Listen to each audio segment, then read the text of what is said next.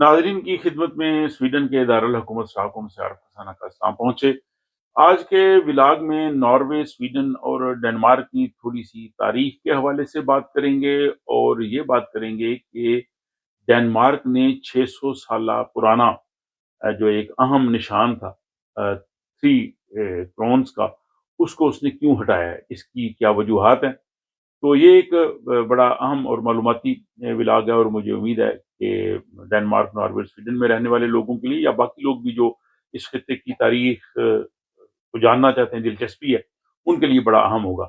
तो डेनमार्क ने 600 साल के बाद अपना जो ये कौमी निशान था, जो थ्री क्राउन से 3 ताज वाला, इसको जो है वो अपनी कोट ऑफ आर्म्स से हटा दिया है। ये डेनमार्क के जो नए बादशाह हैं फ्रेडरिक, उन्होंने ये फैसला किया है।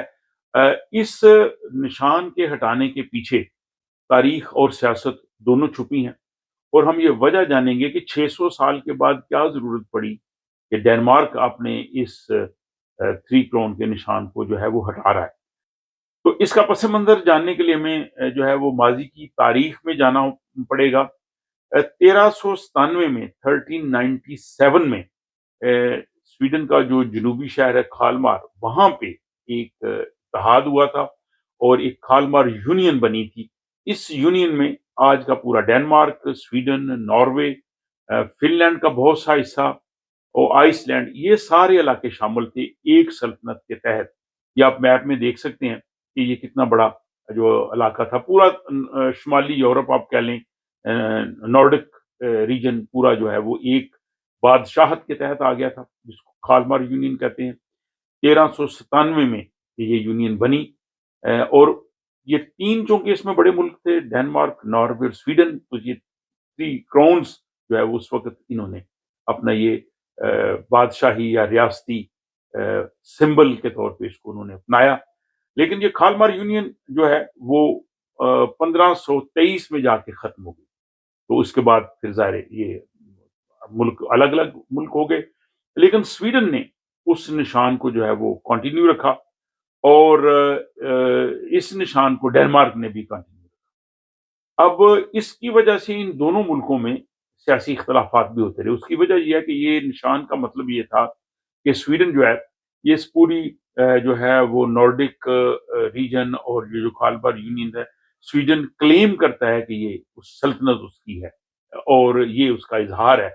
और यही वजह स्वीडन का, आप अगर कौमी तराना भी देखें तो उसमें नॉर्डन का जिक्र है कि पूरे नॉर्डन में मैं जो है वो इसकी नुमाइंदगी करता हूँ। तो ये एक तरह से उस तरह की नुमाइंदगी या रियासती जो है वो अलामत थी। लेकिन डेनमार्क ने भी थ्री क्राउन्स को रखा कि वो खालमार यूनियन का असल सक्सेसर या उसका जानशीन हुआ है, तो ये उसके पास है।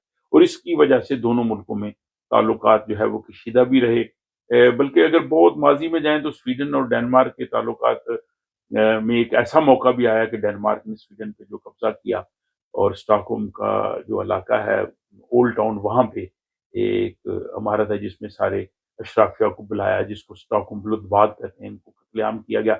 इस हवाले से मैंने एक खसूसी व्लॉग बनाया है जो आपको इस व्लॉग के आखिर में उसका लिंक मिल जाएगा, उसको आप देख सकते हैं कि ये क्या है। वो आज भी वो तारीख में है। लेकिन फिर ये माजी की चीजें थी और वही कौमें आगे बढ़ सकती हैं जो माजी के बड़े बड़े वाकयात को भुला दें। अगर वो उस पर ही खड़ी रहें जंगो जदल में, खा वो कौमें हों, खा लोग हों या फैमिलीज हों, अगर लड़ाई झगड़े को अगर आप लेके पकड़ के बैठ जाएं, आप कभी आगे नहीं बढ़ सकते। आपको माजी की तलखियों को, उन चीजों को भुलाना पड़ता है। और तारीख में वही कौमें, वही लोग आगे बढ़े हैं। तो ये हुआ कि अब इनके ताल्लुकात जो है वो बेहतर होना शुरू हो गए और अब तो कई दहाइयों से बहुत बेहतर है। आप जो नॉर्डिक ममालिक है, फिर स्कैंडिनेवियन, ये बहुत सी चीजों में एक दूसरे के साथ क्लोजली एसोसिएटेड है। और यही वजह है कि अब डेनमार्क के जो नए बादशाह हैं फ्रेडरिक, उन्होंने जो कोट ऑफ फॉर्म पे जो थ्री क्राउन्स का निशान था, इसको अब हटा दिया।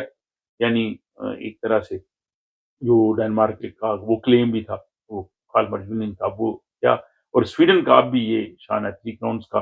ये आप देख सकते हैं स्वीडन के जो खिलाड़ी खेलते हैं, उनकी शर्ट्स पे भी थ्री क्राउन्स बने होते हैं। ये हमारा जो यहाँ पे सिटी हॉल है स्टॉकहोम में, इस पे भी ऊपर थ्री क्राउन्स बने हैं और हर जगह पे थ्री क्राउन का निशान जो है वो होता है। जो इस चीज़ की अलामत है वो खालमार यूनियन को स्वीडन जो है वो समझता है कि ये اس کا ہی آگے یہ نمائندگی ہے۔ تو اس حوالے سے لند یونیورسٹی کے جو یہاں ایک پروفیسر ہیں جلال گستافسن، انہوں نے یہ کہا ہے کہ اس کے پیچھے جو ہے وہ یہ سوچ ہے کہ ہمیں امن کے ساتھ رہنا چاہیے، یہ امن کی علامت ہے، اور دوسرا یہ ہے کہ جو تاریخی باقیات ہیں ان کو جو ہے ان سے اپنے آپ کو صاف کرنا چاہیے۔ اگر ان کو آپ آج کے دور میں بھی کلیم کریں گے تو اس کا کوئی فائدہ نہیں ہے، اور تاریخی باقیات کو ایک طرف سے ہٹانے کی کوشش ہے، اور جو ہے وہ امن کے لیے جو ہے وہ آگے بڑھنے کی کوشش ہے۔ تو یہ جناب وجہ ہے کہ جس کی وجہ سے ڈنمارک نے 600 سال پرانا 3 کرونز کا جو نشان تھا اس کو اب اپنی کوٹ آف آرم سے یا اپنی شاہی جو ہے وہ علامت کے طور پہ ہٹا دیا ہے۔ تو ناظرین سے پوچھنا چاہوں گا کہ وہ بتائیں کہ کیا تاریخی علامتوں کو اس طرح سے ہٹانا درست ہے؟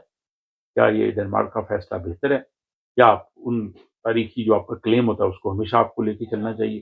اور اس میں آپ یہ بھی شامل کر سکتے ہیں کہ کئی جگہوں پہ شہروں کے نام تبدیل کیے جاتے ہیں، ملکوں کے نام تبدیل ہوتے ہیں، تو آپ کیا سمجھتے ہیں کہ یہ ایک اچھی روایت ہے یا روایت مختلف ہے، یا یہ جو تاریخی ریاستی علامتیں ہیں یہ الگ چیز ہے اور شہروں کے نام تبدیل کرنا الگ چیز ہے؟